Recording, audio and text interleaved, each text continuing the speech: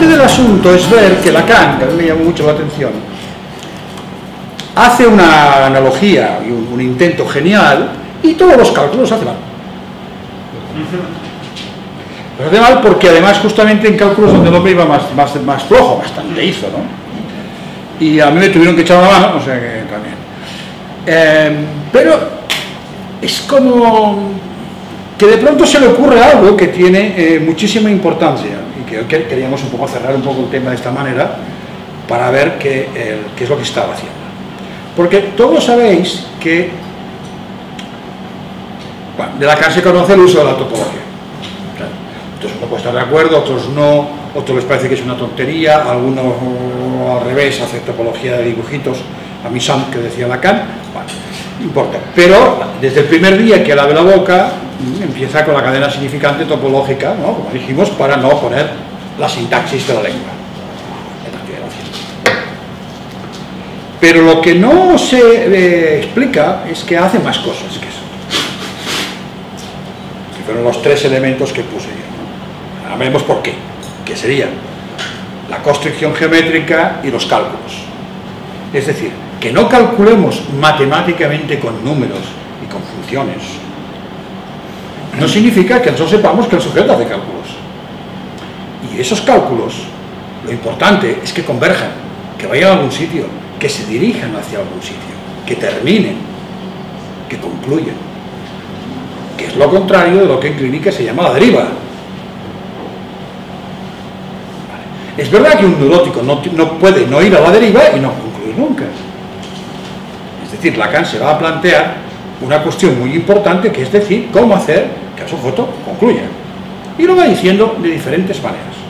Lo dice en el seminario 12, al final, cuando dice que el sujeto tiene que recortar el objeto A en el otro, un cierto final de análisis. Lo dice más después en Leturdi, cuando dice la demanda que es transfinita, es decir, mucho más que infinita, tiene que ser terminada y cerrada en un momento determinado para que acabe. El análisis, creo que Vicente tendrá algo que decir, tiene que ser finito, famoso texto de Freud, análisis terminable o inacabado, no creo que sea terminable e interminable. Es decir, bueno, o interminable. Es decir, claro, si damos con un imposible de base, ¿qué quiere decir? Que todas las suplencias del imposible no van a acabar nunca. Esta es la tesis. Pero además, fundamentalmente, Lacan lo que está haciendo es, a partir del seminario 13 y entre el 13 y el 17, es darse cuenta de algo que había dicho siempre, que era cargarse el mito pulsional. O sea, al mismo tiempo que se carga el mito del padre y lo convierte en la estructura, en los nudos, después en la nominación, en todas estas historias que hemos ido hablando, se va a cargar el mito pulsional, que más no es porque él lo llame un mito, es que Freud las llama sus mitos. Y Freud plantea, en las pulsiones y sus vicisitudes, la idea, ya de que venía de antiguo, de que la pulsión es como un estímulo, dice él, viniendo de la neurología, pero que se hace representar de forma un poco rara, no siguiendo las normativas de los estímulos normales, por un significante y por un objeto. Si después vemos todos cuando escribe, cómo se pasa de lo que él llama los lenguajes de las pulsiones al lenguaje del inconsciente, lo va empotrando como puede. Pero él va colocando siempre sus en principio dos objetos pulsionales, apunta el de la mirada y Lacan termina la mirada y añade la voz. Pero lo que está diciendo es que hay algo que se representa de otra manera, que es el objeto pulsional, y que no es un significante. Esta va a ser la tesis que él va a arrastrar desde el principio hasta el final. Entonces, la pregunta es, ¿cómo se articula algo que sea que enganche el inconsciente con el ello, que ya lo ha hecho en el seminario del objeto y en el seminario 14 hace la articulación y le llama la lógica del fantasma, para articular sin recurrir a que está el inconsciente por un lado y las pulsiones por otro que vienen de no se sabe dónde, y se enganchan entre ellas Y Lacan ahí hace una cosa muy bonita, que es enganchar por el objeto y por la castración, ¿os acordáis? Por el objeto y por el menos fin. O sea, no articula en absoluto el ello, o sea, lo viejo pulsional freudiano, y el inconsciente por los significantes. Esto es fundamental. Va a ser por el objeto. Es decir, pero un objeto que no es un objeto como en la ciencia. Por eso ya mismo Freud cambia incluso el término y el nombre. En alemán al objeto pulsional le llama Objekt, en alemán, y a los objetos los llama, o a las cosas, los llama Sache. O sea, ya lo diferencia claramente. Entonces, ¿qué ha hecho Lacan? Primero nos ha introducido el objeto A desde el punto de vista del famoso petit A, en lo imaginario. Nos introduce primero en el espejo, en el narcisismo. Nos lo va introduciendo como que es el que primero consigue el enfoque, empalma las flores, toda esta historia que monta, y más tarde en el seminario de la angustia ya nos lo articula con la imagen yoica, no pegado, sino articulado como un plano proyectivo. ¿Os acordáis? Cuando habla aquí del fenómeno del doble. Si arrancas el objeto, el sujeto entrando en doble, es decir, entre el I de A y el I' de A, el narcisismo no se sostiene, y el fenómeno del doble y el que había otro rango. Un poquito después empieza a introducir el objeto como la causa del deseo, es otra cosa, que es un vacío, con el todo, es decir, la demanda de la cual surgirá la pulsión, va dando vueltas, hay una pérdida ahí, que nunca la cazas, pero que a base de dar vueltas vas a tener que captar. Muy bien. Pero luego nos va a hablar de qué. ¿Esos son los objetos pulsionales? No, en absoluto. El objeto pulsional de Freud es lo que va a terminar construyéndose como plus de goce. ¿Vale? Ahora, ¿cómo enganchamos ahora el plus de goce con los significantes para que vayan articulados? De tal manera que ocurra lo siguiente: no podemos ir al infinito. O sea, si os fijáis, yo empecé a hacer allí límite tendiendo infinito, venga a poner infinitos por ahí por todos los lados. Vale. La matemática puede saltar al infinito, nosotros no, porque si saltas al infinito eso no se acaba nunca, porque el infinito, como diría Felipe González, es muy grande y no se puede abarcar. ¿Me explico? Bueno. Entonces, la idea del paso al límite en Lacan hay que tener mucho cuidado cómo se transmite. Porque ¿qué quiere decir el paso al límite en Lacan? Es haciendo una sucesión que converge, es decir, que cada vez se va acercando más y más y más, lo explico lo más sencillo posible, hacia un punto. Cada vez los términos de la sucesión están más cercanos a ese punto, más cercanos. Pero ese punto no pertenece a la sucesión. Es decir, en el acto del pasaje al límite defines ese punto nuevo que no lo podías definir con significantes. Esto es lo que quiere decir utilizar el cálculo de límites. Por eso, aunque sea así, lo dije de pasada, pues si alguien lo leía y quería leerlo con precisión, cuando encontraron los irracionales, un tal Cauchy definió todos los irracionales como límites de sucesiones de racionales. Es decir, aquello que no encajaba lo definió como el paso al límite. O sea, te vas acercando, y el paso al límite es decir eso. Pero ¿eso qué quiere decir? Una cosa nueva. Por eso en psicoanálisis el paso al límite, que es acabar de seguir haciendo más términos, más significaciones, dar el salto al límite y concluir y definir algo. En este momento, ¿por qué? Definir algo, ¿por qué? Porque el objeto plus de goce, en tanto va a ser un suplente del goce de la relación sexual que no se puede escribir, dicho en Lacan, dicho en Freud, las pulsiones son la suplencia del instinto sexual que no existe, ¿vale? Lo tienes que construir, a menos de que te creas que vienen dados. Lo tienes que construir como algo que construyes para ti como suplente de esa relación sexual y de ese goce que nunca tendrás. Claro, entonces tenemos una cosa que no son significantes. Tenemos los significantes y ¿qué decimos? Los enviamos a trabajar cálculo tras cálculo tras cálculo tras cálculo, cálculos que pueden estar con una cierta relación entre ellos o no, ir a la deriva, a buscar el sí infinito, no vamos a llegar a ningún lado. O lo podemos integrar de alguna manera en esos cálculos, de tal manera que en un momento determinado haya un cierto corte que llame objeto a todo lo que resta. Es decir, pongamos un objeto para no tener que ir al infinito. No sé si me explico con eso. Para cerrar, que sería un poco, haciendo una cosa así divertida, es como cuando los niños tienen hambre y quieren más teta y no sé qué, que querrían la teta infinita, aunque el estómago no da pasillo, entonces hace la madre, coge el chupete y zampa. ¿Vale? Le mete el chupete y que le dice, ya llames. Tapón. Y cierra. Vale. ¿Qué hace Lacan al principio? Primero, piensa el objeto lo más cercano a la topología, porque él primero lo ha entendido topológicamente. Es decir, el objeto es la banda de Moebius en un espacio. No es la parte esférica, es la no esférica. Después dice, el objeto es la división del sujeto.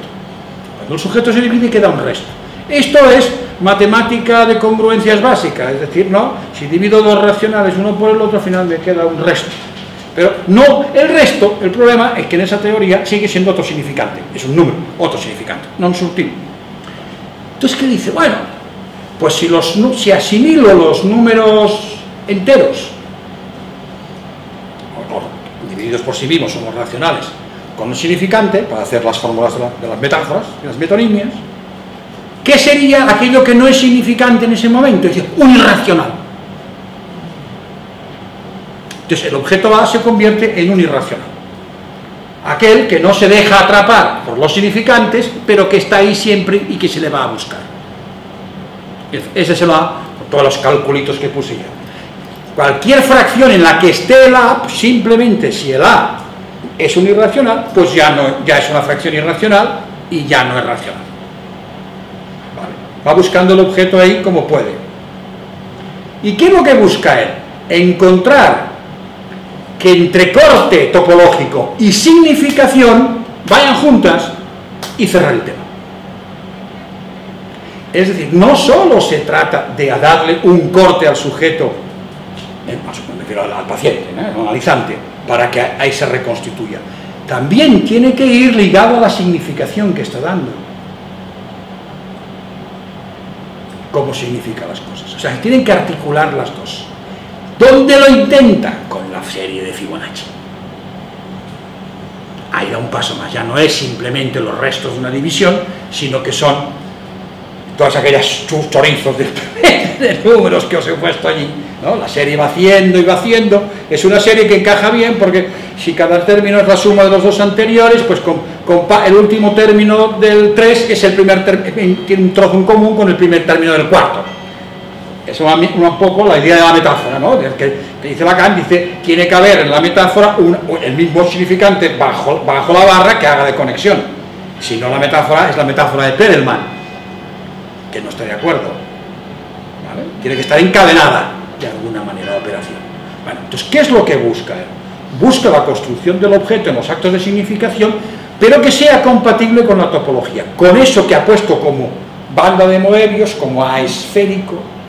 El problema es que la gente cuando viene nos dice, mire, tengo aquí el fantasma, ¿ve usted? ¿Me lo corta?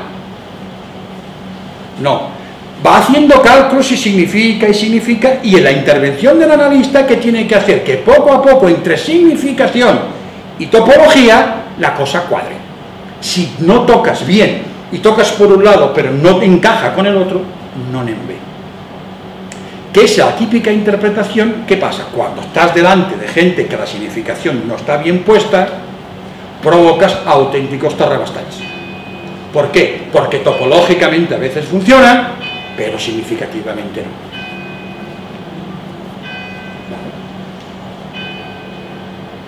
¿Vale? Más tarde, finalmente, el objeto A lo va a buscar, y eso lo vamos a explicar este año, a los subrecubrimientos finitos del espacio del goce. Todavía se va más lejos.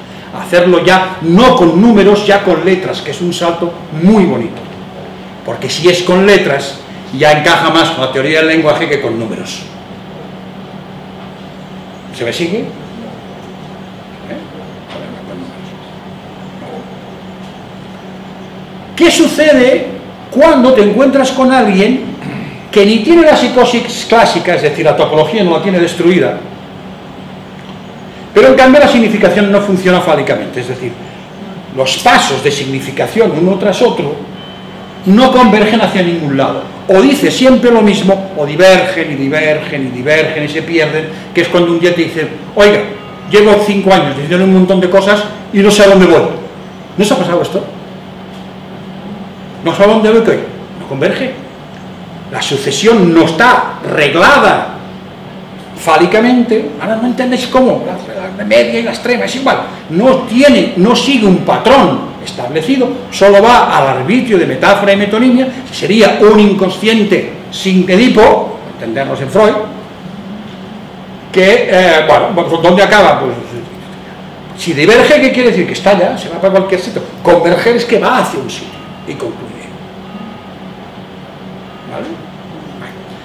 Visto de esta manera, ¿qué pasa cuando esa significación o no es fálica o simplemente ya ni es?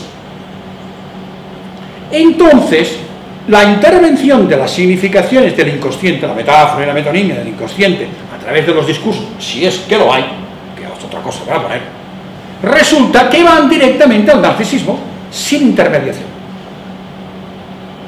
¿Y qué sucede? Lo que no es una normativa en la geometría, que os he puesto proyectiva, que he dicho, si no está arreglada, o sea, no hay geometría proyectiva, ¿cómo se va a conservar el narcisismo, las proyecciones correctamente, si funciona una topología que la forma, la distancia y todo era igual? ¿Qué tenemos? Las dismorfofobias, las gorduras, las delgadeces, los defectos raros, los órganos que faltan, el no verse entero. No de verdad, No, ya. No de verdad médica. Claro, ¿me explico? Fijaros, es decir, fíjate dónde me he ido y dónde vuelvo. Es decir, Lacan plantea la tópica del narcisismo con un espejo que funciona. ¡Ole! Es decir, el espejo curvo no deforma.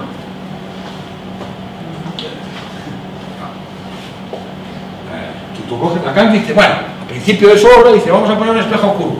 Dice, esto, las neuronas del córtex, como no sabía qué hacer, pues le echó la culpa al cerebro.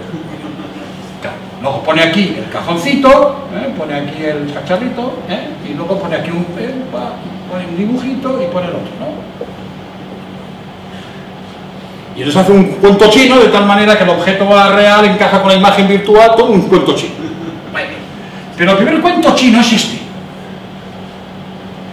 Para que todo esto funcione, esto tiene que tener curvatura constante. O sea, ser un círculo perfecto. Porque si esto es así, cuando hagan las proyecciones se va a deformar todo.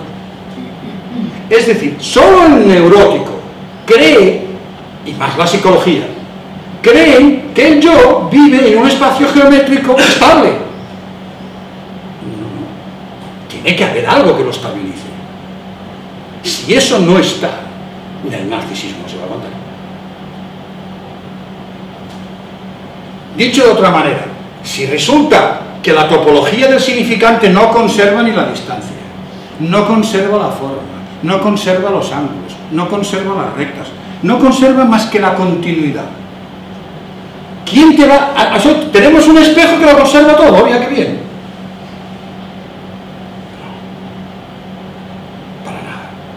Imagínate que este espejo, en vez de ser curvo, pues es, o sea, cóncavo, pues fuera convexo. Habéis ido todos al Tibidabo, ¿no? Habéis ido a la sala de los espejos.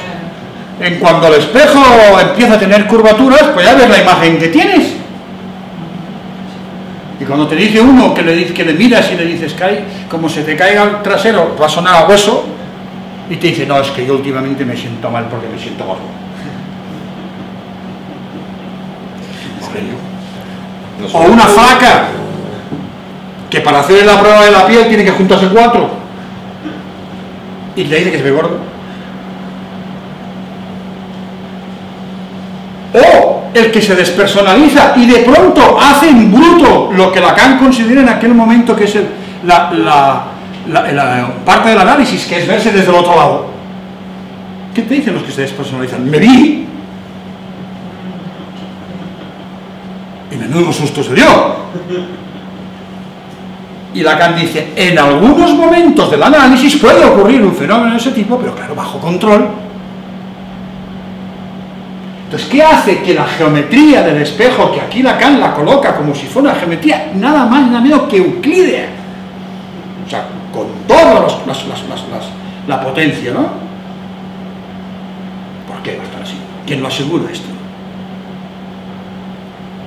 Que haya una geometría de base en las metáforas y metonimias que no permitan, según qué, proyecciones locas.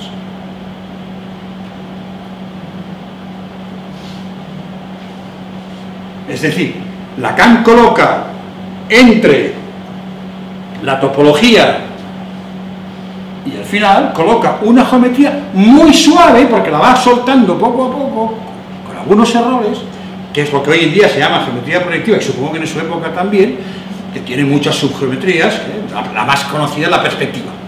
La perspectiva es la más clásica, la perspectiva, ¿no? La perspectiva, evidentemente, depende de tú cómo hagas una perspectiva, el objeto se deforma.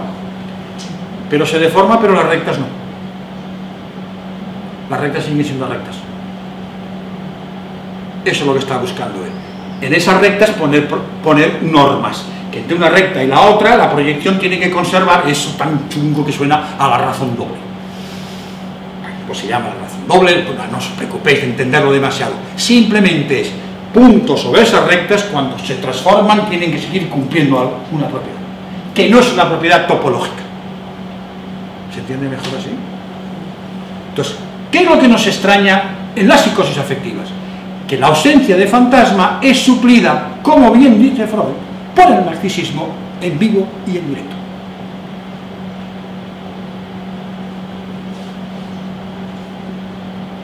Pero entonces, ¿qué es lo que vemos? Vemos en el narcisismo los desastres de no tener la razón fálica. Entonces tenemos esos narcisismos que tienen dos características muy clásicas. Uno, el objeto ha caído en el narcisismo para estabilizarlo. Justamente la sombra del objeto cae para estabilizarlo. ¿Pero cómo lo estabiliza? Siendo un desgraciado, un inútil, una porquería, no puedo ni mirarme. Me decía el otro día uno, es que cuando me ducho no me puedo mirar porque soy raro. ¿Qué ve? La imagen narcisística, no, el objeto que le da al final, ve eso. Esto es lo que estamos viendo. Ya, como eso no encaja con los clásicos delirios de la psiquiatría de referencia, de tal y de Pascual, pues solo se hablaba del delirio de culpa en las psicosis afectivas. Pero es un delirio, es el verdadero delirio narcisista. Si el objeto no cae sobre el yo, o sea, si no se es melancólico, entonces lo que queda es toda la serie de los bipolares, que no estabilizan. Y entonces eso sí que hacen más el delirio megalomaníaco en la fase de arriba, el delirio de culpa en la fase de abajo, y a veces hacen estos mix que están en los dos lados a la vez. Es decir, ¿qué es lo que vemos? Que son dos problemas distintos. Una cosa es los problemas de que no tener el significante al agarrado, y otra cosa son los problemas de no tener el fado.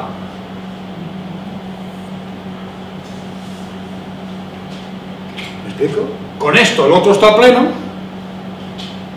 o hay un agujero. Una cosa que a mí me llama mucho siempre la atención es una cosa que tienen los afectivos, es que nunca termina. Nunca termina. No pueden concluir. Y entonces uno lo puede mirar como que un defecto de metaforización. No te digo que no. Pero, ¿qué hacen ellos? Dejar siempre la falta mal abierta. Lo que causa el deseo de los afectivos es lo que no hay. Lo que no hay. Se parece un poco a los obsesivos, ¿no? Y siempre le gusta lo que no tiene. ¿Qué mujer le gusta un obsesivo? La que no tiene. ¿No? Y cuando la tiene, ya le gusta la otra, ¿no? El obsesivo tiene pero él lo hace colocando bien esa representación. El melancólico, no. ¿Qué hace el melancólico? Siempre busca lo que no hay. Lo que le causa el deseo es que esté abierto, lo que está fuera. Con lo cual, ¿qué pasa? No consigue estabilizar nada, porque nunca es feliz con lo que tiene. Siempre a la búsqueda, a la búsqueda, a la búsqueda, con la angustia tremenda, ¿no? Estos son los problemas del falo. Lacan empieza más por aquí, que es donde no estaba Freud, y poco a poco se va acercando a Freud. O sea, Lacan es más freudiano al final de su obra que al principio. Le podéis decir que desde cierto punto de vista. Pero es mucho más freudiano al final.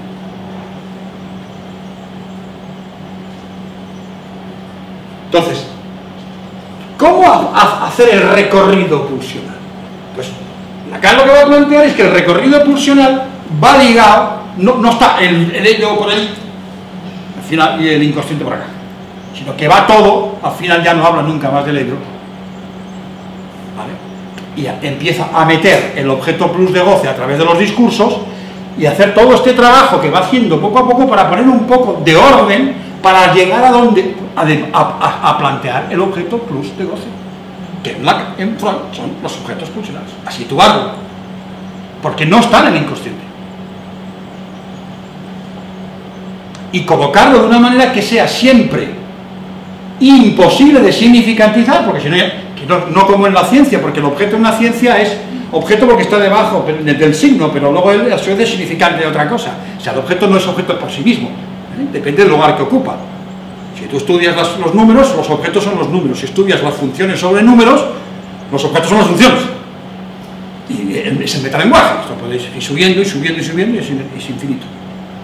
Y planteándose cuál es la manera de parar esta máquina. De que al final te lleves un recorte como suplente y no esperes el infinito. Fijaros que en la psicosis, ¿qué es lo que se busca? Los empujes a la mujer, al infinito, al falo, o sea, se van siempre a buscarlo en el infinito. Entonces, lo que busca Lacan de alguna manera es que al final, al menos en el plano proyectivo, y esto os puso el dibujo, al final no busques y busques aquí a encontrar el falo, sino que al final recortes un trocito del objeto A que lo contiene. Y le llama el hélix, y dice en el seminario, se los muestro como una hostia. Que yo creo que era una hostia, porque realmente les dio un tono.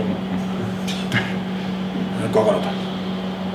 Es decir, el objeto A, en el fondo Lacan va a plantear el objeto pulsional freudiano como el que va a parar la máquina de significar toda la vida, porque al infinito no vas a llegar. Fijaros que tampoco dice ninguna cosa extraña. Lo que Alan Turing, el que inventó la computación, demostró es que teóricamente la serie te vas al infinito, pero a la hora de computar hay que encontrar un algoritmo que sea finito y que lo pueda hacer en un número de pasos no excesivamente grande, porque si no, no vas a conseguir. Cuando más potentes son los ordenadores, los algoritmos pueden ser más potentes, pero tú lo que no puedes coger y decirle, mira, me haces este cálculo y dentro de 80 años ya vendré a ver cómo vas. Infinito, es una idea mental. El infinito es que es una idea significante, no existe en lo real, no existe el infinito. Entonces al final, exactamente igual el sujeto como a las computadoras, no le puedes pedir que haga un cálculo que sea cuasi como infinito para él. Es decir, ¿qué sería infinito con una computadora? Pues depende de la dificultad del cálculo, el número de veces que lo tiene que hacer, la velocidad de la computadora, pues si son 150 años es infinito. ¿Me explico? Ya no vale. Fijaros cómo somos con los ordenadores. A los primeros casi no se podían inscribir, y ahora si no te dibuja o te enseña la foto en 24 megapíxeles en menos de una décima de segundo, este ordenador no va. Es lo mismo. ¿Cuál es la velocidad del ordenador apropiada? La que te da un rendimiento a lo que tú vas a utilizar rápido. Si tarda media hora en hacerse no sé qué, como que hace... Entonces, ¿qué es infinito? Pues lo que para ti sea muy grande. ¿Vale? ¿Te explico? Entonces, el concepto de infinito es un concepto simbólico. Por eso Lacan utiliza el signo significante, es un concepto simbólico. ¿Y qué quiere decir lo simbólico? Que no parará nunca. ¿Por qué el infinito no llegará? Entonces hay una paradoja. Por un lado teorizamos el infinito para decir que yendo al infinito nos encontraríamos con esto, pero como es así que no podemos llegar, nos vamos a tener que contentar con lo que hemos hecho hasta ahora más el resto. Y todo lo que nos falta es el resto. Ahora bien, el resto tiene que ser chiquitito, es decir, nos tenemos tenido que ir aproximando, no al resto cae más gordo.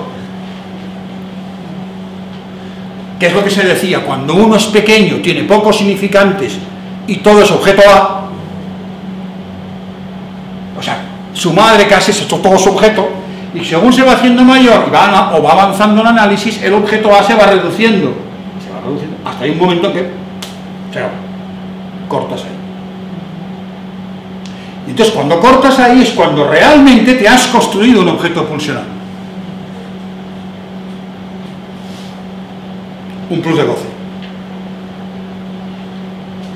Cuando luego se pasa a la trisquelización, evidentemente es cuando se puede encajar el petit a, que da imagen a ese plus de goce,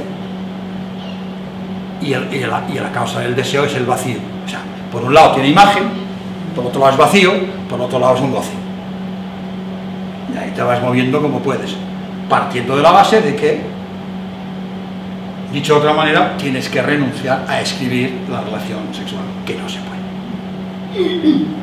Y ahí el milenismo hace el concepto de renuncia, que quizá tiene una connotación un poquito religiosa, a renunciar, ¿no? O sea, algo así como ceda, ¿no? No es ceda, es identifíquese a eso.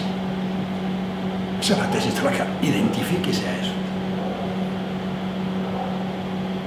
Es decir, agarre en una identificación lo que le faltaría para llegar a ese infinito, que no va a llegar nunca.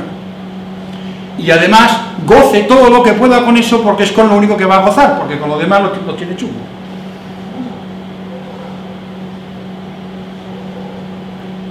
Ha quedado más claro y así, menos cálculos y menos... Sí. No, el otro día dice, uy, Dios mío, sí.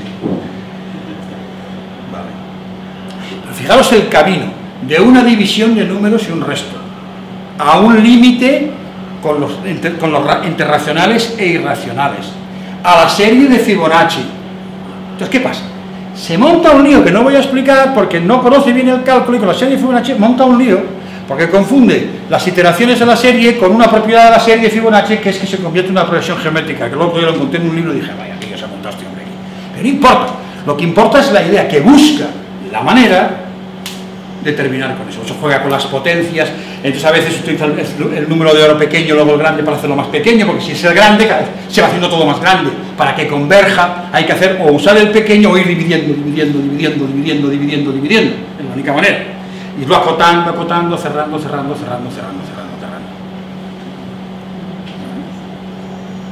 Entonces, ¿qué tenemos? Que una cosa es la estructura y otra cosa son los cálculos. ¿Cómo calculas? Y hay que ver cómo calcula cada uno.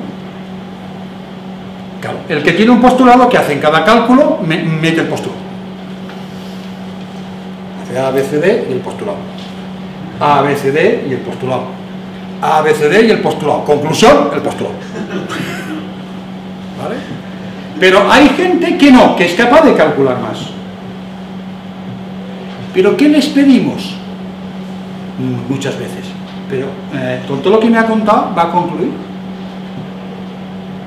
¿Dónde enferma el afectivo? Justamente la sesión que parece que va a poder concluir, que lo ha visto claro, que suma, que la cosa engancha, a la sesión siguiente viene fatal, se ha cortado, no ha podido dormir, se ha bebido media botella de whisky, ha hecho cualquier barbaridad. ¿Por qué? Porque le hemos pedido que concluya. ¿Y concluir qué es? Que cierren ese objeto.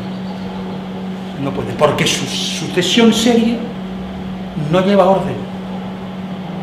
va y va y va y va y va.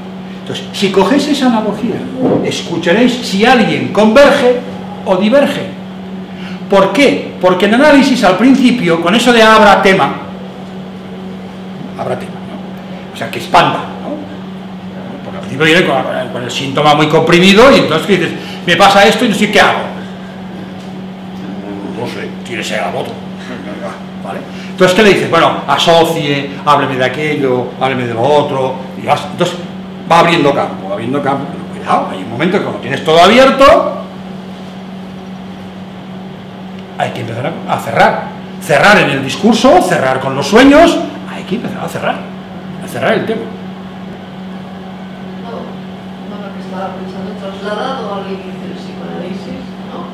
Pensaba en la interpretación de los sueños de Freud, que enseguida tenía esta intuición de que hay un motivo del sueño, hay una represión original, entonces que tiene el texto del sueño, lo va a expandir, y al final no las asociaciones van a converger siempre, ¿no?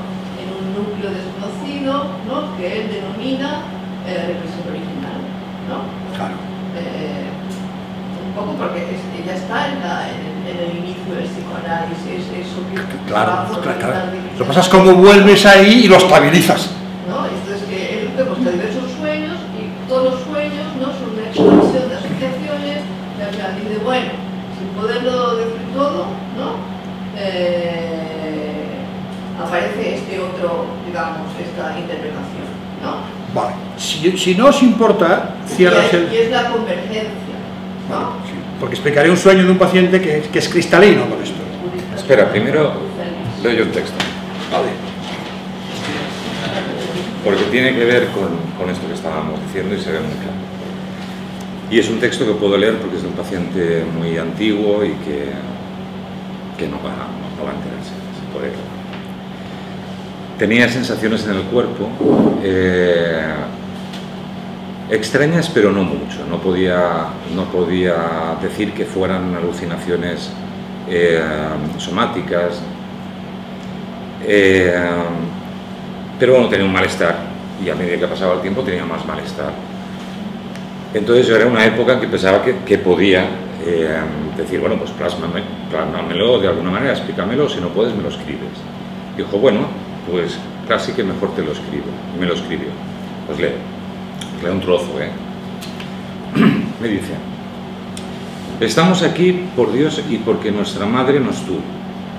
Cada día que pasa somos más mayores y más nerviosos.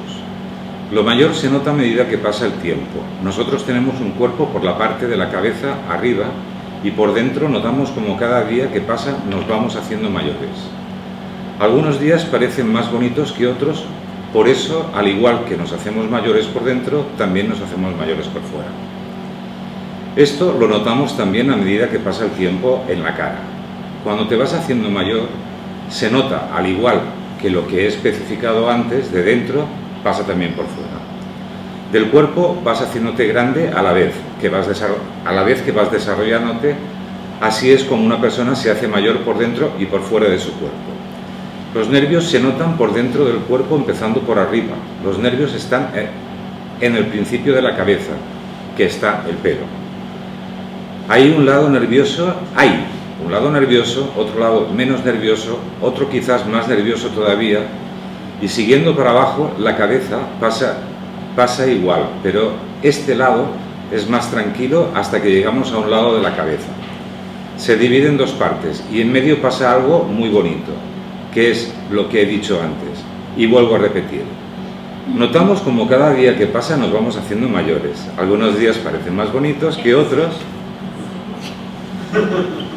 Podría seguir, Está así, va describiendo todo el cuerpo, al final acaba diciendo... Fuera, dentro, arriba. Sí. Ya ha pasado por la espalda, la barriga, tal. Sobre la pierna izquierda también. La pierna izquierda también es nerviosa, aunque menos. Por donde más están los nervios es por abajo de la pierna derecha, que es más nerviosa que la izquierda. Obvio. Claro. Tiene los nervios por toda la pierna, pero por abajo y por detrás de la pierna más. Dije, vale, gracias. Ya, déjalo estar. ¿Qué escucháis aquí? ¿Cálculos? Ninguno. Son descripciones de sentido. Son todo descripciones, no calcula nada. No converge hacia ningún lado. Es una descripción. Que es un poco como cuando a uno le dicen que exponga un tema y describe el tema, pero no concluye. Describe y describe. Claro, para poder llegar a la subjetivización, por eso os recuerdo el primer día cuando hicimos aquella reunión aquí fuera y dije, el Santón cumple la función de introducir una subjetividad, la que sea, una subjetividad. Una subjetividad significa que tengas que calcular, no solo operar topológicamente con la estructura, tienes que poder calcular, que en psicoanálisis es significar. No le llamamos calcular, nosotros le llamamos significar. Y significar como si pudieras llegar, para darte cuenta que no se puede, cortar en un punto y quedarte ahí. Y en el seminario del acto, un seminario después, Lacan va a decir, el sujeto dividido se identificará al objeto y parará. Lo que pasa es que en ese momento el objeto todavía no es el plus de goce, no ha hablado del plus de goce, habla del objeto petit y tanto sirve como falta, como objeto perdido, que como objeto no especular en el espejo. Entonces ahí baila. Y poco a poco va abordando el trabajo. Ya sé que me estoy repitiendo, pero creo que vale la pena volverlo a decir. Va a abordar cómo se aborda por el objeto pulsional. ¿Cómo lo integras? Fíjate que en el mismo momento que ha terminado la lógica del fantasma, que parece que lo ha articulado, que dice, esto es una chapuza, vamos a ver si lo consigo hacer mejor. Eso es un working in progress. ¿Qué pasa? Y ahí pido disculpas de nuevo, cuando haces un working in progress, pues además mareas al personal. Porque yo me mareo lo que no está escrito con esto. ¿Por qué? Porque cuando me di cuenta que los cálculos no estaban bien, me di cuenta del problema que abordaba Lacan, los errores que cometía, pero qué quería conseguir y dónde estaba el problema. O sea, los fallos, los errores, son logrados, que decía Lacan. Cuando dice, ¿no? Una cosa es el error logrado, y otra cosa es el fracaso. ¿No? El error logrado es aquel que fallando, y cuando algunas veces Félix me había dicho alguna vez, me arrugaba la nariz, me decía, bueno, esto, porque lo dices tú que te tenemos cariño, pero esto, mejóralo un poquito. El problema es cuando lo vas a mejorar, de fondo te das cuenta, claro, me daba cuenta que la cannabis, y dije, pero, ¿qué está haciendo? Al final me pregunté, ¿qué demonios está haciendo este hombre? Nada más ni nada menos que darnos una teoría lo más aproximada posible de lo que es la pulsión. Con la que todos nos hemos quedado con la teoría de la pulsión del seminario 11. Recorrido, aparece un nuevo sujeto, que es una rigorización bastante bien hecha, por cierto, a correcuita, porque en el seminario 11 el pobre hombre iba metiendo ahí un poco de todo, porque fue el año que no iba a hablar de otra cosa y tuvo que hablar de aquello, estoy improvisando, pero muy bien hecha. Pero es que termina el seminario 11 y que dice, vamos a empezar de nuevo. Problemas cruciales para el psicoanálisis. Termina otra etapa. Se pone a hacer topología y de pronto, ¿qué se da cuenta? Que con la topología solo no es suficiente. Pasa que no se atrevió, no sé por qué, a decirlo. Era difícil que Lacan dijera, hostia, no sé muy bien cómo seguir. No, que dijera, voy a echar mano de la geometría. Porque no sé muy bien cómo seguir. A echar mano, ¿no? Era complicado. Pero cuando habló de la topología lo dijo. No, la topología es muy importante, tal y cual. Y venga, vale. Todo el día hablando de lo mismo. Con esto no lo hizo. Yo no sé si es que tenía miedo de la desbandada generalizada, o es que entró en un terreno que para él era muy dificultoso. No lo sé. Pero empieza todo un camino nuevo a rehacerlo todo de nuevo, paso a paso. ¿Y entonces qué hace? Da una de cal y una de arena. Entonces les habla un poquito de clínica para que le escuchen y va metiendo rigorización por otro lado. ¿Qué pasó? La rigorización se la pasaron por el forro. Porque es que usted saca cosas que usted vas a buscarlas y dices, hostia, y cuando vas a buscar tienes que leerte un libro entero para entender lo que está haciendo. pero nos mete al psicoanálisis en un camino que quizá en unos años, y cuando digo unos, me refiero a unos cuantos, por poneros un ejemplo, imaginaros cuando Aristóteles escribe su Física. ¿Cómo la leemos ahora?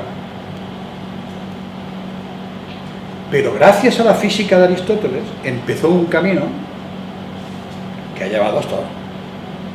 Cuando Descartes hace su geometría analítica y empieza a hacer aquello de los puntitos, las circunferencias y los ejes cartesianos, todo esto, que antes esto, pues de entrada la gente le decía, este filósofo se ha bebido algo. Fijaros dónde hemos llegado. Esto es lo que hay que abrir. Pero además, a corto plazo, te ayuda a no escuchar solo las repeticiones de los significantes, sin saber qué lugar ocupa. ¿Qué es lo que habéis escuchado en realidad? ¿Dónde estamos? ¿Qué está haciendo? Porque si no, al final resulta que vamos a diagnosticar por la vieja psiquiatría o por la nueva. Hay un trocito, déjeme que ahora... Y luego ya habléis vosotros, ¿vale? Sí. Se nos está haciendo tarde. Hay un trocito que he pillado, queríamos hablar, o a mí se me ocurrió hablar, algo de lo que tú estabas diciendo, Marce, de lo que decía Freud al respecto, y evidentemente lo que se me ocurría era análisis terminable e interminable. Y solamente os voy a leer un trocito del final del capítulo 2, que dice, bueno, es un trozo donde Freud analiza uno de los obstáculos para acabar un análisis que para él era el factor cuantitativo, lo pone así, de la pulsión. Yo hubiera escrito alguna cosa, os leo nada, muy poquito. En los primeros casos, Isabel R., Emma, Dora, le aportan recuerdos, relatos significantes, sueños y tal. Freud los descifra y les explica que la enfermedad está ahí en la relación de una palabra con otra, ¿vale? Bueno, pero el factor cuantitativo desde el punto de vista al que se refiere Freud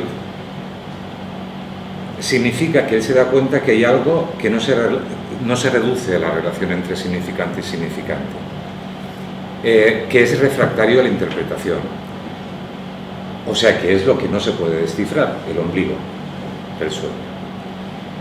Dice literalmente: una intensidad constitucional de la pulsión y una alteración desfavorable del yo adquirida en la lucha defensiva, en el sentido de que resulte dislocado y restringido, son los factores perjudiciales para la eficacia de un análisis y pueden hacer su duración interminable.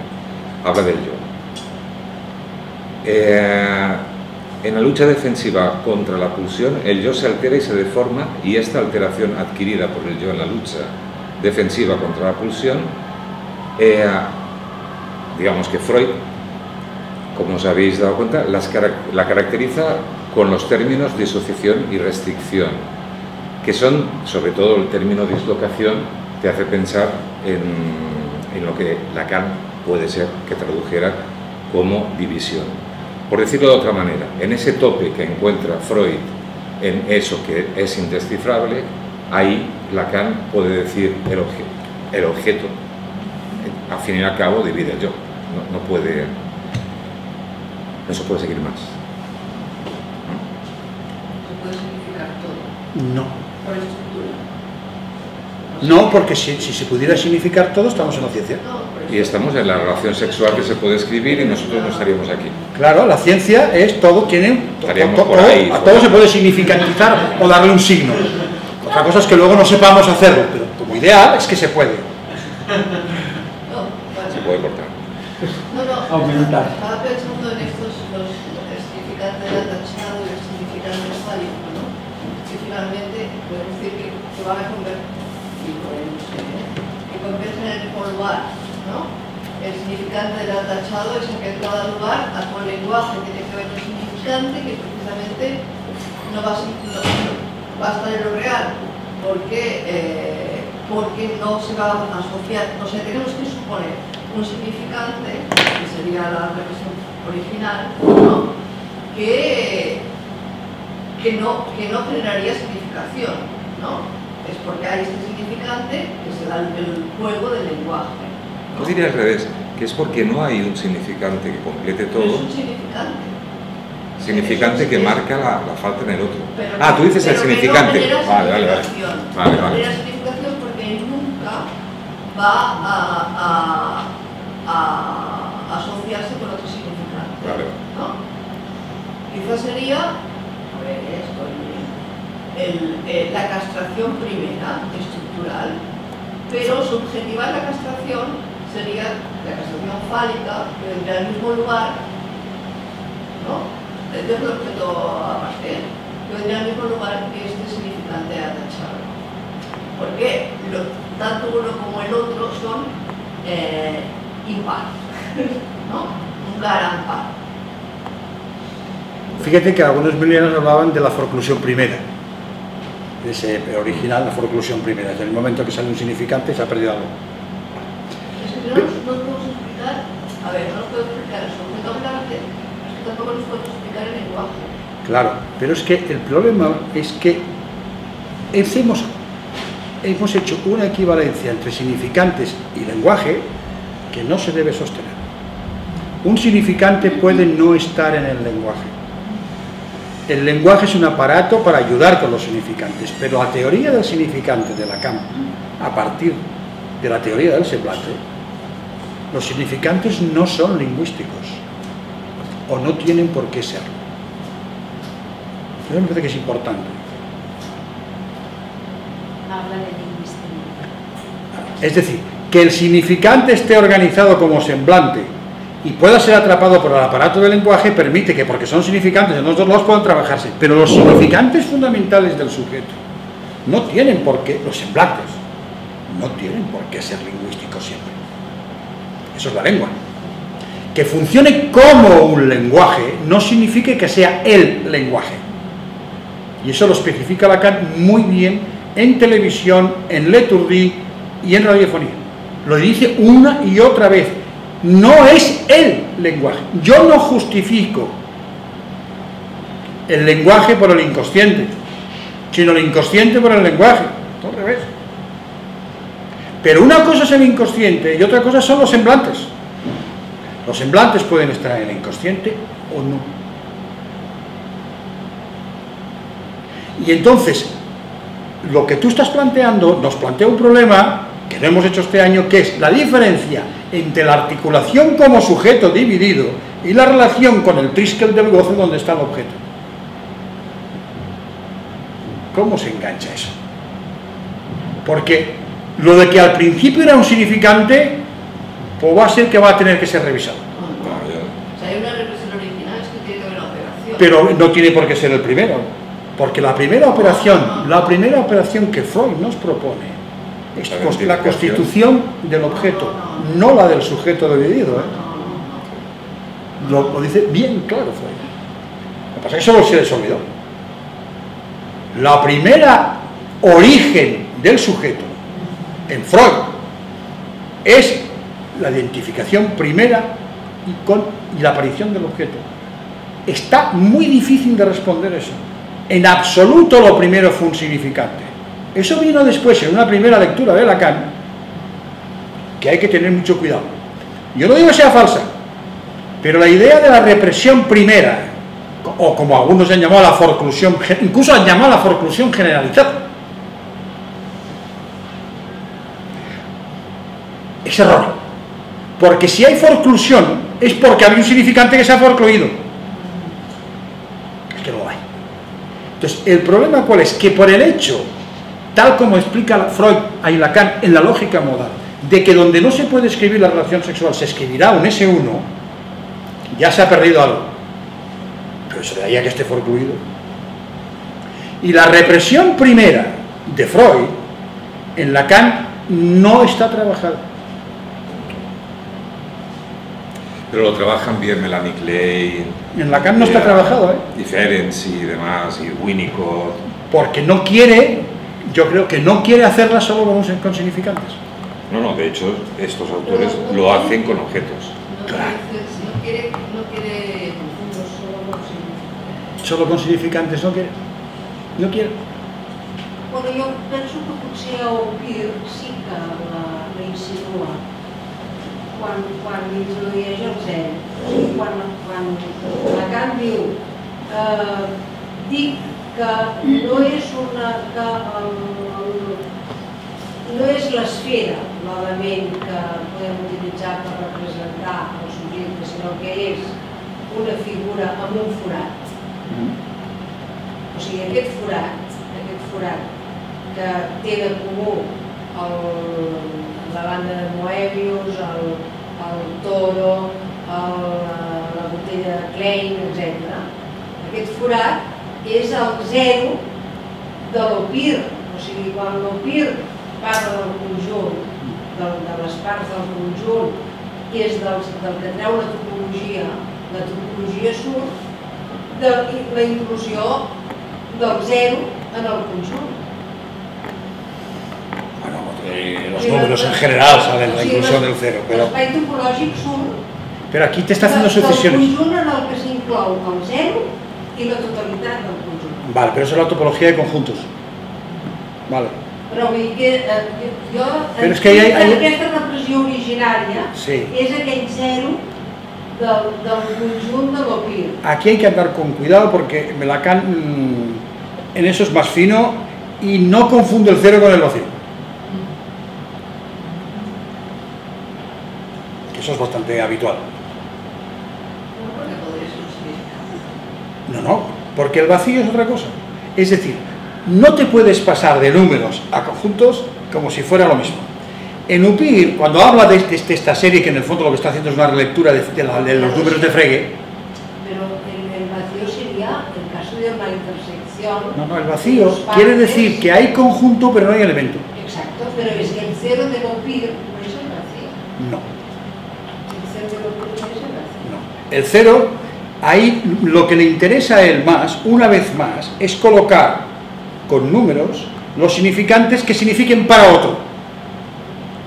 Vuelve a hacernos, nos introduce de nuevo una sucesión como la de Fibonacci desfasada, que es lo que hace Frege, y no la voy a entrar exactamente como la hace, porque Frege voy a hacer la misma trampa, es decir, juega a definir los números, pero lo juega con el vacío, pero juega de tal manera que el conjunto que define el 1 es el conjunto que no es el vacío, sino el conjunto que tiene un elemento. ¿Vale? Y entonces, ¿qué hace? Coloca de nuevo los números desfasados para hacer lo de siempre, romper la teoría del signo. Que el significante represente a algo para otro. No que represente algo. Esto es fundamental, que eso lo ve bien ella. Lo ve. Es decir, si un significante hace signo, pues que lo haga. Pero de entrada el significante, incluso cuando es más semblante, no hace ningún signo. No tiene significado. El problema es que al principio, al decir una represión originaria, supone un aparato de reprimir. Y supone una cadena que esté funcionando y hay una cosa... hay que rehacerlo eso. Por eso es un concepto muy raro. Claro. O sea, uno empieza a leer a Freud y dice... Es muy raro. ¿Y cómo se le ocurrió esto? Bueno, pues porque el tío que ve que en algún lado hay que empezar. No, por eso. Pero digamos es aquellos, como le decía, aquellos conceptos provisionales para fundar una ciencia que exactamente. ¿no? Exactamente. Para mí, la Verdran es una cosa... Pero es como el mito del padre, sí, claro, de la horda primitiva. Vamos a empezar en algún lado. ¿No? ¿Os imagináis un bebé haciendo una represión de un significante? No pero ¿dónde saca? ¿No? Algo que necesita para arrancar. Por eso te decía que hay que volver al término y articularlo bien con la identificación primera, articularlo bien con los tres registros, con el objeto. Es todo un trabajo que Lacan no hizo. No lo hizo. Lo dejó allí, entonces no lo cuestionó tampoco, no estuviera mal, no lo cuestionó, pero Freud sí que se empeña en hacer la represión. Porque Freud, ¿qué pasa? Que Freud no tiene tres registros. Freud funciona solo con dos. Y al funcionar solo con dos, él tiene la idea del significado. ¿Qué es lo que ve? Que al final, en lo que la gente le cuenta, hay un punto al cual no hay manera de acceder. Y llama la represión originaria. ¿Y por qué le llama represión? Porque es el término que tiene. Porque no puede llamarlo real. Claro. No puede, no tiene. Porque lo real para él está como en la ciencia, allí detrás. Está ahí detrás. Y segundo, lo único que tiene es represión. No tiene otro término. Los millerianos utilizaron forclusión, llaman la forclusión generalizada, es decir, cada S1 que se va escribiendo, para ellos forcluye una parte de lo real.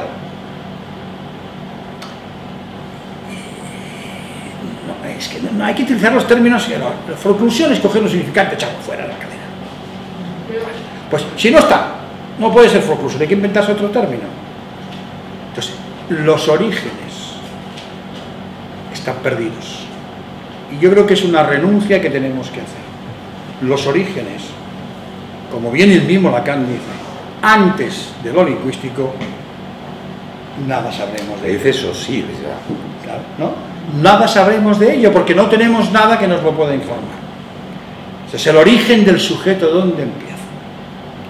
Más bien Lacan, creo que es más inteligente, coge de Freud la parte que es más sustantiva, que es decir, la identificación primera. Lo que coge Lacan es el objeto. A propósito de esto, cuando dice que he señalado análisis terminable e interminable, esto y esto está hablando Freud con ese tipo. De eso que no está resuelto en términos teóricos en torno a la reflexión legal. Y que no está resuelto, claro, es que eso, Por eso es a él la que insistimos. Es que es importante, porque no es o, sería diferente. Es las dos posibilidades en la misma unidad, digamos. Porque es decir, no se puede se termina de una manera porque no se puede terminar. Porque no se puede terminar. Encuentra un tope que para él ese goce, claro, no sabe. Pero claro, bueno, goce, esa pulsión. Claro, pero después, con la cuestión fálica, muchos pensaron que alcanzando el falo se resolvía eso. Bueno, pero hay una percepción de que hay algo que no se puede, pero tiene que haberla, la percepción de que hay algo que no se puede como para acercarse a un final. Y la subjetivización de eso. Este es el punto clave. Porque una cosa, que podemos discutir si es así o es así, pero la estructura es una cosa y la subjetivización a posteriori de eso tiene que tener un aparato de subjetivar. Sí, sí, sí. Pero fíjate que es lo mismo. En física es el Big Bang, el punto cero, el momento que comenzó el universo. Son conjeturas. Sí, Pero hay que percibirla. Claro, pero te hacen trabajar. Pero lo construyes después, construyes un aparato que te hace percibir que faltaría algo. de todas maneras. Exacto. Sí, sí. Esa posteriori, necesariamente. Se llama David del Rosario, es un científico investigador, no sé si lo conocéis, que ha escrito un libro que se llama Solo el que no sabe, mira. Está muy bien. Y una de las cosas que dicen los neurocientíficos es que percibimos un 0,5% de la realidad. ¿Y a qué refieren con realidad? Vale, pero ¿qué significa eso? Que los recuerdos y los pensamientos son recreados en un 95% de los casos. Reconstruidos. Sí. Claro, es que... Bueno, Y ya es mucho. Trabajamos con la reconstrucción. Claro. Con una historificación que es verdadera y falsa a la vez. Lo que pasa es que esta historificación, este trabajo de historificación para que converja, de alguna manera, no podemos olvidar el punto, de otra manera, del origen. Claro, sí. Tiene que cerrar eso. Claro, o sea, Tiene, una sí. cosa es que el origen, etcétera. Pero si hablamos de historización, el trabajo de historización conduce, si uno es neurótico, ¿no?, hacia un origen. Tiene que ver con la afiliación y todo este rollo que son. Bueno, con la afiliación o con el Lufertrecht o con... Pero fíjate que cómo se puede abordar diferentemente el origen si se trabaja de forma neurótica, velándolo, porque al final se lo vela, al fin y al cabo, hay tres generaciones. Si se hace de forma psicótica, eso se ve muy bien en los niños adoptados. Cuando plasman la idea del origen del sujeto en el origen familiar y social, lo toman como equivalente, de cómo pueden ir a buscar eso de una forma loca, absolutamente loca, ir a buscando el origen ahí como si en un punto hubiera algo que le explicaría su ser y de dónde viene. Aquí en el origen encuentra una filiación. ¿Qué es? Formo parte de esta cadena. La filiación suple, formo parte de esta cadena que se pierde en la historia del tiempo. Sí, yo tengo un paciente que lo han ido a buscar de urgencias un par de veces a Nepal, porque es adoptado. Y bueno, cuando se le va mucho la cabeza, se pira a Nepal a ver si encuentra su origen. Porque cree que tiene un origen. Sí, lo adoptaron los 6 meses. No, pero es que él cree que tiene un origen. Claro, entonces el origen lo puedes ir a buscar en lo real si quieres. Sí. No es más sencillo. Bueno, la genética, a ver si te encuentran a 2 por allí que la genética cuadra. Pero la idea de origen es mítica. Exacto, porque si no al final buscaríamos El origen. Pero que el trabajo de historización de la memoria conduce, ¿no?, hasta que esa creencia de alguna manera se modifica, pero conduce ahí, ¿no? O dicho de otra manera, el motor que la mueve es la búsqueda del origen. Y sobre todo la idea de encontrar en el origen lo que te perdiste en el supuesto origen. La gauda lo que se te escapó, ¿no? Ahí, es que aquel día yo estaba despistado y se me escapó algo. En vez de pensar es que por el mismo hecho de que sea como sea, me haya construido de una manera, sea como sea, míticamente en el origen, por el propio acto de constitución, se perdió. Y esa pérdida original, de alguna manera, se recrea con las pérdidas concretas que el sujeto va haciendo en las significaciones. Es el pecado. Lo que se perdió.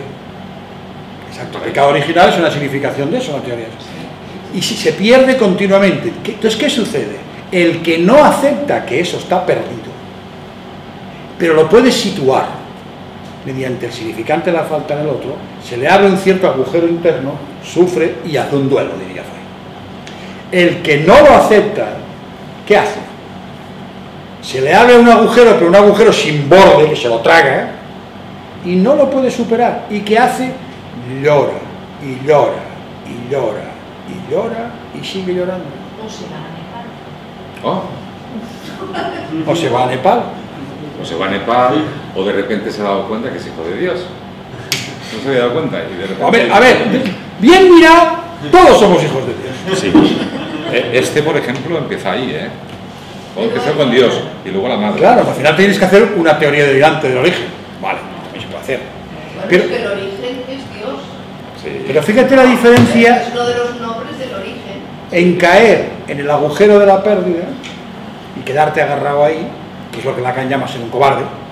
Terrible, la frase que utilizan. Sí, a mí es un cobarde, Si el deprimido es un cobarde. No le caían bien los bipolares, está clarísimo. No, y los melancólicos. Y los melancólicos le caían peor. Lo llamaba cobardía moral. Cobardía moral. No sé, yo de hecho Yo nunca entendí por qué era una acusación tan moral. No querían saber. Porque según él no querían saber. Eso le cabreaba. No, porque no está en juego el saber, sino el ser.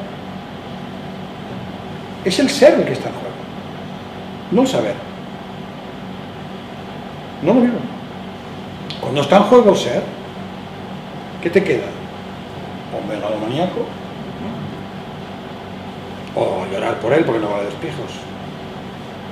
no les caía, a Lacan no le caían simpáticos los melancólicos, los afectivos. En general, Pero Lacan criticaba todo. aparte de eso. Aparte de eso. Siempre encontraba una Menos a él no os criticaba a nadie. No, pero no tenía elaborada una buena teoría para la psicosis afectiva. Y no la llegó a elaborar bien. Qué casualidad. O sea, la representación de objeto, por ejemplo... No. Mira, me iba diciendo, tengo que hacer un seminario sobre objeto y representación, me iba diciendo. Tengo que hacer un seminario sobre objeto y representación. Y nunca lo pudo hacer. Pero es punto ciego, es que nadie puede saberlo todo, es imposible. Pero te quiero decir que, pero sí capta que quieren volver ahí y no aceptan, vamos a decir así, vivir con la pérdida. No lo aceptan. Que justamente cuando aceptan algo de eso es cuando mejoran, cuando colocan algo que les permite aceptar que las cosas iban a ir a medias, que bueno, pues que hay cosas que se pierden y se pueden recuperar, que su matrimonio pues no va tan mal en el fondo, ¿no? Y cosas de este tipo. Y que el análisis hace milagros. Exacto. Y entonces aparece una cosa muy curiosa, porque al mismo tiempo que van significando que hay según qué pérdidas que no queda más remedio que aceptar, van comprando cosas. Se están muy bien divididos, van comprando cosas, hacen actuación. Entonces, es decir, es que como decía un colega que ya murió, mayor, y que tenía esa sabiduría de los que llevaban muchos años en la profesión, lo de la muerte es muy duro, Es que el psicoanálisis nos hemos quedado todos con el homosexo. Lo de la muerte, de gracioso no tiene nada, Claro, ellos la viven en vivo y en directo. Porque asimilan, como hace Lacan en el seminario 11, las pérdidas, la pérdida original, la viven en directo como la teoriza Lacan. Es porque soy sexuado que soy mortal.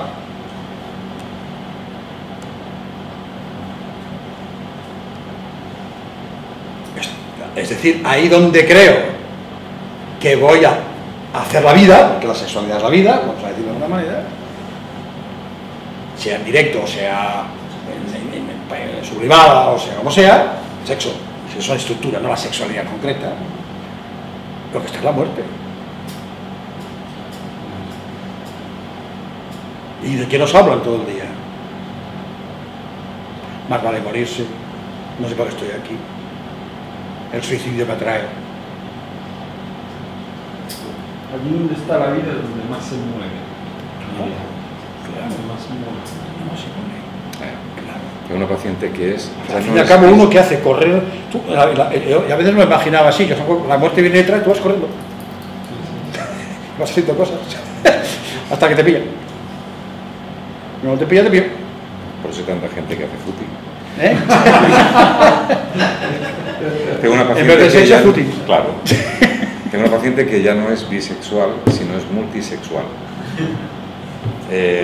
Porque la pregunta que tú hacías a propósito de la función fálica es diferenciar la función fálica de la razón fálica.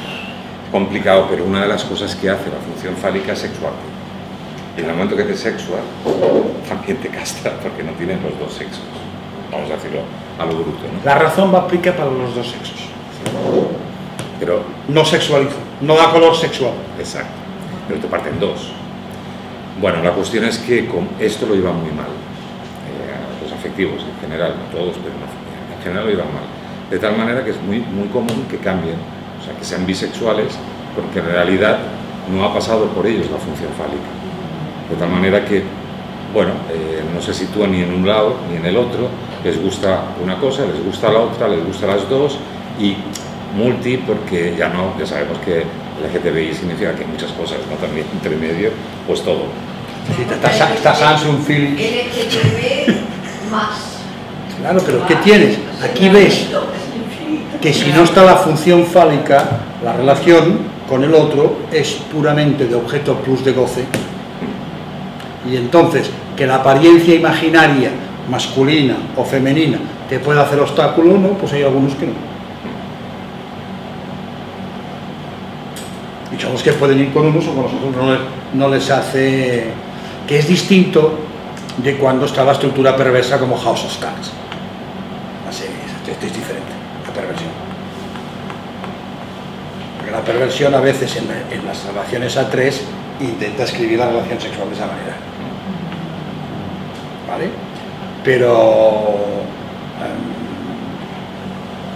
yo pensaba, bueno, pero ¿cómo puede ir de un lado a otro? Pues porque no hay color sexual. El color sexual, los dos lados de goce dará la función fálica. Estamos todavía en el falo como significante que estructura los pasos. Vendría después esto el año que viene. Eso es para el goce. Sí hay. Llegamos. Pues vacaciones. De muchas vacaciones. Pues un encanto haber explicado lo que he podido ver. Gracias.